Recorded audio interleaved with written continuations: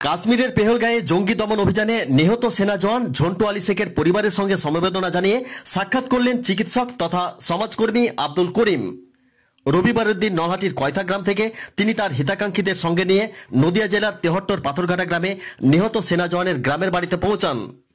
প্রতিবেশী বিহার রাজ্যের পূর্ণিয়ার ম্যাক্স হাসপাতালে কর্মরত এই চিকিৎসক তথা সমাজকর্মী আব্দুল করিম নিহত সেনা জওয়ানের পরিবারের সঙ্গে বেশ কিছুক্ষণ কথা বলে পরিবারের পাশে থাকার আশ্বাস দেন।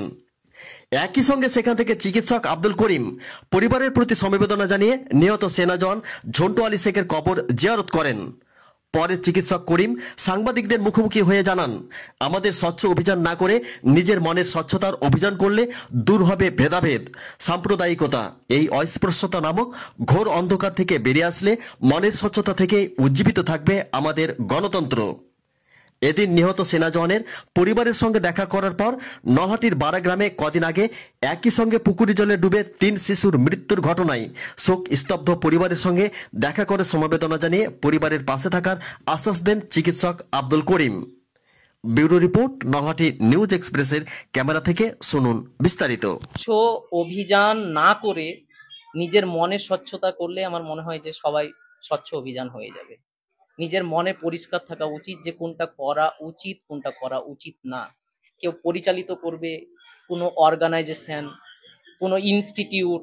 আমি কোনো অর্গানাইজেশন বা ইনস্টিটিউটের বিরুদ্ধে না, বাট একটা অর্গানাইজেশন বা ইনস্টিটিউট কখনো লিবারাল হতে পারে না। তাদের একটা আইডিওলজি থাকে এবং তারা সেই আইডিওলজির সাথে চলে এবং তারা ভাবে যে আমরাই সর্বশ্রেষ্ঠ এবং শ্রেষ্ঠ। আমি আবার বলছি কোনো অর্গানাইজেশন বা কেন, যে অর্গানাইজেশন ইনস্টিটিউট আছে সেটা দিয়েও তো পরিবর্তন করা যেতে পারে। আবার যখনই নিউলি আপনি অর্গানাইজেশন বা ইনস্টিটিউটই করবেন তখনই আপনি সমাজের শোষক, তখনই আপনি সাম্প্রদায়িকতার বিভাজনে আপনি বিভাজিত হবেন। আমাদেরকে যদি ভালো হতে হয় তাহলে ভালো দেশবাসী হিসাবে, ভালো নাগরিক হিসাবে প্রত্যেকটি মানুষের একটা কর্তব্য থাকা উচিত এবং কর্তব্য পরায়ণ হওয়া উচিত যে আমাকে কিভাবে আমার মাথাতে ইনটক্সিকেটেড করা হচ্ছে এবং আমাকে কিভাবে পরিচালনা। যে যুদ্ধের একটা পরিস্থিতি কি বলবেন?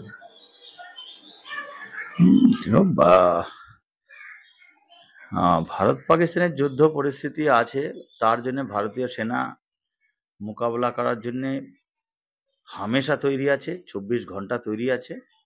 আর পাকিস্তান আমরা কিছু মনে করি না, আমাদের কাছে নাথিং। আর যে কোনো হরকত করবে তার জন্য ভারতীয় সেনা 24 ঘন্টা মুহূর্তের জবাব দেওয়ার জন্য বসে আছে। আপনারা ভরসা রাখেন, ভারতীয় সেনা আপনাদের সাথে আছে। আর যতদিন ভারতীয় সেনা আছে ভারতবাসীর চিন্তা করার কোনো প্রয়োজন নেই।